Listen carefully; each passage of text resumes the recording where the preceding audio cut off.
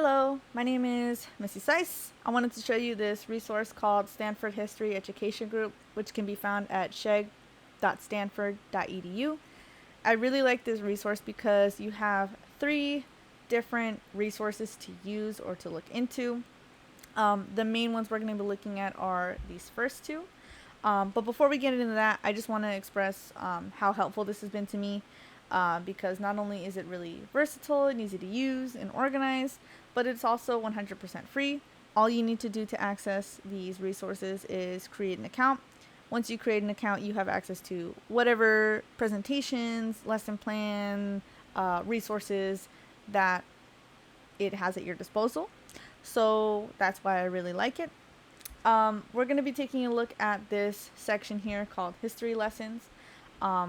When I said that this is a very organized website, I definitely mean it. So right here, again, you have three options. You have intro materials, U.S. history, and world history.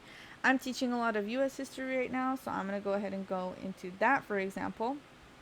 I'm going to take a look at what are some things that I can discuss for a lesson, or what are some things that we can focus on for a particular lesson topic. And so, for example, if we're on the U.S. Revolutionary War, we're going to click Stamp Act, and we're going to take a preview about what it's about. It gives you a little brief description, a picture that you could use and show your students, as well as for your own reference. You have teacher materials that you can download, student materials in English, in Spanish, and original documents. And all that is here in a very concise and simple manner. And that is one thing that I really, again, appreciate about this website.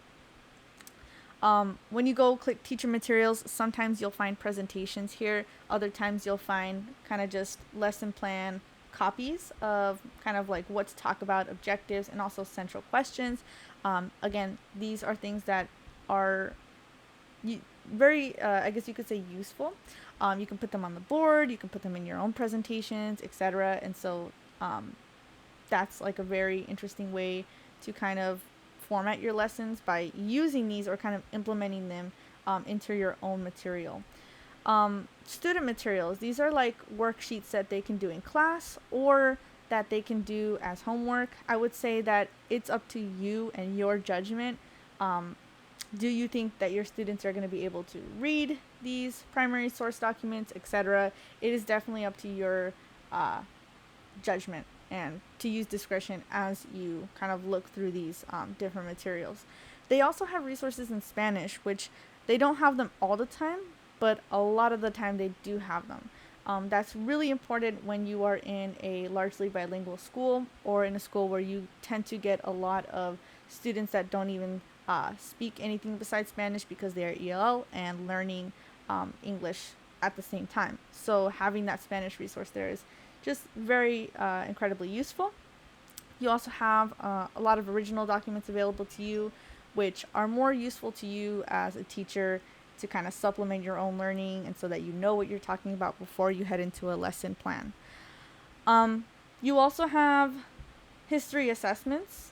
And for example, if you want to have an assessment about slave quarters, you will click on it and you will see, again, very simple format that tells you not only what's available, like assessments in Spanish, but also rubrics as well. There's also very useful videos for educators themselves. So if you click on these videos, it's going to give you some tips and some ways to analyze student work, etc. So really useful. And if you click on this one, it takes you to a different website, which is cor.stanford.edu, which if you are teaching civics in your classroom, and you should be as a social studies teacher, this is a very kind of simple website as well. So again, it makes things very easy to navigate. You can find out, what's the importance of teaching civics in the classroom, what are some ways to teach it, what are some things that, what's at risk, etc. So you can kind of read a little bit more about that as an educator.